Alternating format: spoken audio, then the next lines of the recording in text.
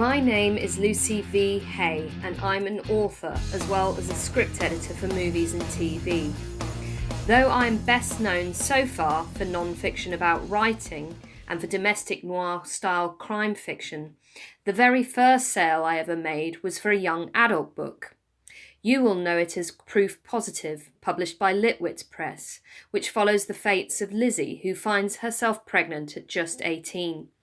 Hailed as Juno meets sliding doors, Lizzie is faced with all the possible outcomes of the scenario, including the usual of keeping the baby, but also abortion, miscarriage, and the trials of single parenthood. Originally called The Decision, Lizzie's Story, and sold in the German language to Rowohlt as Bauchentscheidung, I hope I've said that correctly, apparently it means gut decision, which I love. It's a book that students in Germany study for school, so every year I get 2 or 3 bright students contacting me to ask me questions for their school projects, which I always love. You see, I'm also a trained teacher. I know firsthand how hard it is to get students writing. To write is to be vulnerable. As a writer myself, I know it takes confidence to put pen to paper or fingers to keyboard, but teenagers are not always the most confident of people. Sure, they might pretend they are, but then we've all been there. Teenagers and young people are so frequently misrepresented by adults.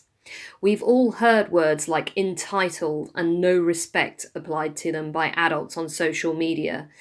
Sometimes they might be called young hoodlums who apparently have no desire to learn or better themselves as well. But when you spend a lot of time with teenagers, as teachers do, it soon becomes very clear this is not the case. Teenagers are thirsty for knowledge and for ways of understanding how the world works. Contrary to popular belief amongst us grown-ups, in my experience, I've discovered teens have some of the most open minds of writers I've worked with, which over the years is a lot. So there can be so much going on for teens in real life that creating fictional lives can seem overwhelming, or on the other end of the scale, unimportant or pointless. But writing is an act of communication and self-expression. It can be very healing. It can help us process and reorder our thoughts, feelings, or events that have happened to us or people we know. There can be real catharsis in writing. I've found that making teenagers and young people understand this, it can be key in reaching young people and encouraging them to write. Proof Positive is, in part, informed by my own experiences as a teenage mother, but it's not an autobiography. Unlike Lizzie, I never really considered alternatives. I decided to continue with the pregnancy and have my son, who's called Alf. I have always steadfastly rejected society's message that having a child young makes you a failure or ruins your life, or that women just do it because they're stupid or want welfare. I wanted to share a different viewpoint. But having the baby is not even half the story. Often we hear about abortion framed as either regret or relief, but what about the real stories behind this difficult decision? What about the young women who are unexpectedly pregnant but then have the decision taken away from them by miscarriage? We might hear about older women having to face this, but rarely pregnant teens. Where were these stories? That's what made me really want to focus on all the ideas of what could happen next. Encouraging students to think about the things that are important to them also helps them focus on what they want to write. Young people are often very interested in politics and social issues, so may have strong ideas of what they feel is right or wrong. They may have a burning message to share with the world. I focused in on my own experiences, but also that message I wanted to share. This gave me the kickstart I needed. This leads me to my last point. Sometimes, as writers, we forget we need to make a connection in the reader. Writing solely about ourselves, for ourselves, can be powerful in diaries, even freeing and fun. But if we want to make a connection with our reader, we need to bring a universal quality that goes beyond just our experiences.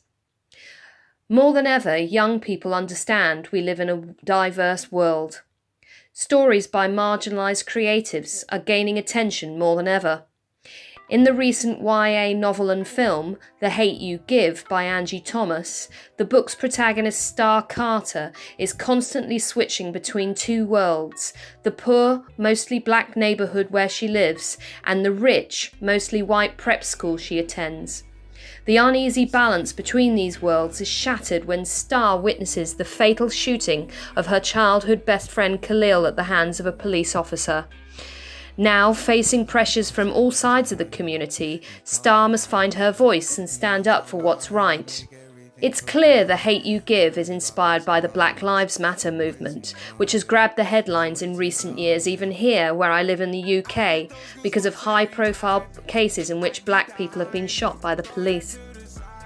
What may not be so apparent to everyone immediately is the book's title, The Hate You Give, is a reference to rapper Tupac Shakur's activism and the acronym Thug Life, which stands for The Hate You Give Little Infants F's Everybody.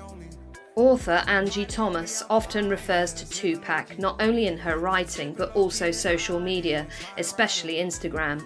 She says, "When we were trying to figure out a title for the book, it hit me Tupac's words are not just in my book, but that's what we see in society. When these unarmed black people lose their lives, the hate they've been given screws us all. We see it in the form of anger and we see it in the form of riots." Angie Thomas feels strongly about this issue, plus she's also a fan of Tupac. She has combined these two elements to create a powerful story about how black and white people live in two different worlds. It is no accident Star goes to a white prep school, it shows the contrast. The parents of the kids there don't have to do the talk, explaining what they should do when they're stopped by police. Angie Thomas has shared her message with the world about racism, fairness, and justice. When I was researching and writing another of my books, writing diverse characters for fiction, TV or film, I noted people under 25 were much more likely to be interested in issues affecting marginalised groups than any other age group. They also said consistently that people from marginalised groups should be placed more prominently in stories as standard, not because of agendas or box ticking, but because it reflects reality. Writing characters that are not like ourselves is an added challenge, but writing is about empathy. We're supposed to be able to put ourselves in others' shoes. Doing research and finding out about other people has never been easier either, thanks to the internet and social media. It can even be fun. But even when writing about our own experiences, the way we see it is not the objective truth. Like I said earlier, Proof Positive is not an autobiography. I ended up talking to many pregnant teens and parents about their experiences. Not because I wanted to put all of them in the book, but so I could see how my experience related to others. I discovered there was common ground, but also that there were wide chasms between what we all felt and thought about that same experience.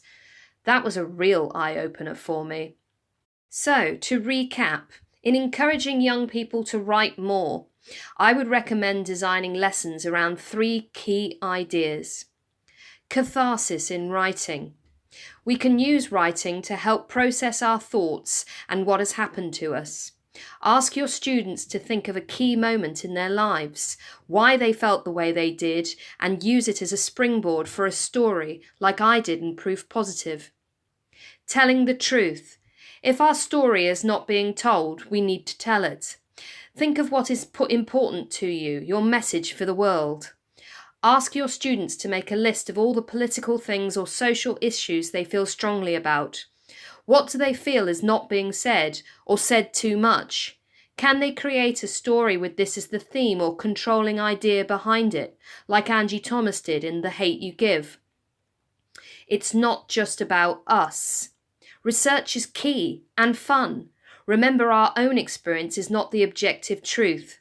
Ask your students to interview 2 people, one person who is just like them, then someone who is not. What common ground and key differences between themselves and the interview candidates can they find in each of the interviews? Can they come up with a story or character combining these elements? Well, I've really enjoyed talking to you today about writing and young people. I'd like to thank you for listening. Enjoy Proof Positive and happy writing.